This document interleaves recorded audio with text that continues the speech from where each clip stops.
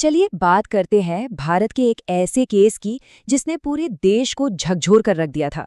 ये एक ऐसी कहानी है जो हमारे न्याय व्यवस्था पर, ताकत के गलत इस्तेमाल पर और एक परिवार के कभी न हारने वाले जज्बे पर गहरे सवाल खड़े करती है। ये कहानी है प्रियदर्शिनी मट्टू की।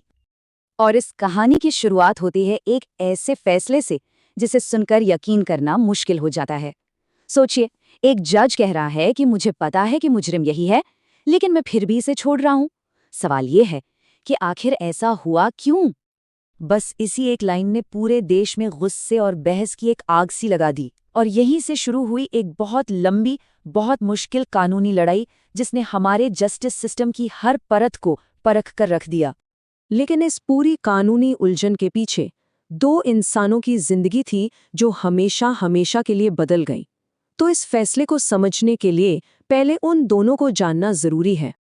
कहानी के एक छोर पर थी प्रियदर्शिनी मट्टू, एक होनहार लॉ स्टूडेंट जिसके सामने एक सुनहरा भविष्य था, और दूसरे छोर पर था संतोष सिंह, जिसका एक तरफा जुनून एक दिन जानलेवा साबित हुआ। देखिए, प्रियदर्शिनी ने अपनी सुरक्षा के लिए हर वो कदम उठाया जो कानून उसे इजाजत देता था। 1 साल से भी ज्यादा समय तक उसने लगातार हो रही हरासमेंट और स्टॉकिंग की हर घटना को डॉक्यूमेंट किया, हर बार शिकायत की।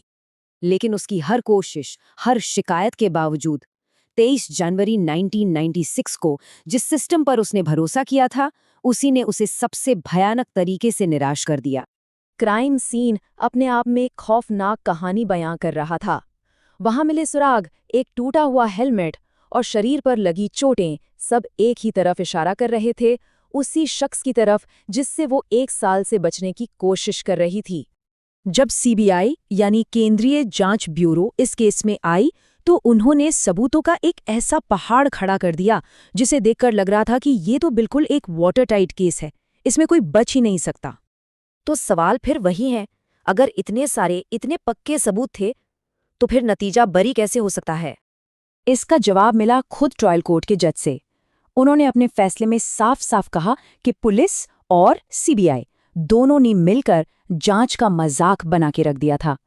तो मतलब जज का पॉइंट ये था कि जांच में इतनी बड़ी बड़ी गलतियां थीं, इतनी लापरवाही बरती गई कि सबूतों पर भरोसा ही नहीं किया जा सकता था।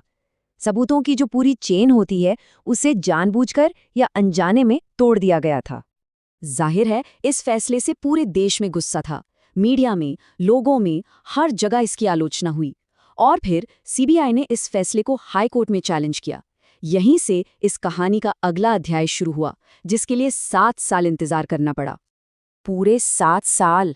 सोचिए जरा, इन 7 सालों में संतोष सिंह एक आज़ाद जिंदगी जी रहा था। उसने वकालत का करियर शुरू किया, शादी की, एक नॉर्मल लाइफ। और वहीं दूसरी तरफ प्रियदर्शिनी का परिवार हर दिन इंसाफ के लिए इंतजार कर रहा था।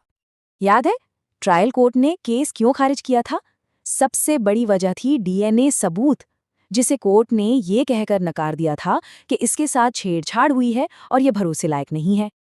लेकिन फिर 2006 में कहानी पूरी तरह पलट गई।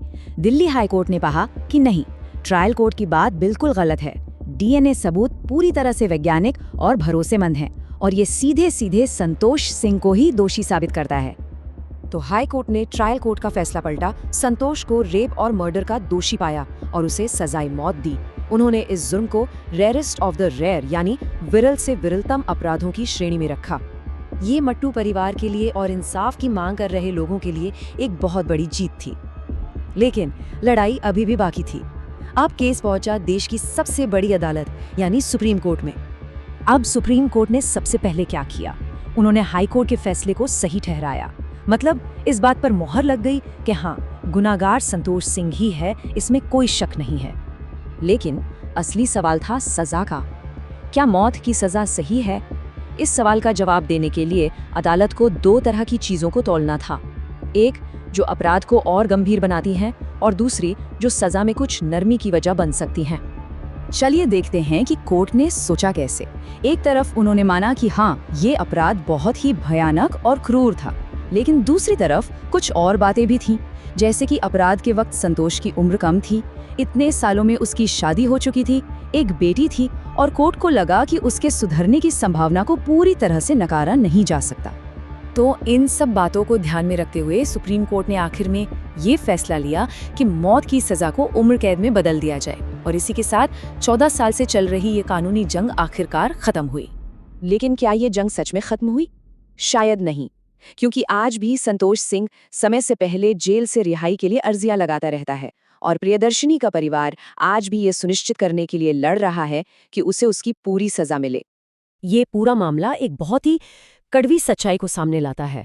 प्रियदर्शिनी ने वो सब कुछ किया जो एक नागरिक को करना चाहिए। उसने कानून पर भरोसा किया, उसने सिस्टम से मदद मांगी, लेकिन सिस्टम उसे बचाने में नाकाम रहा।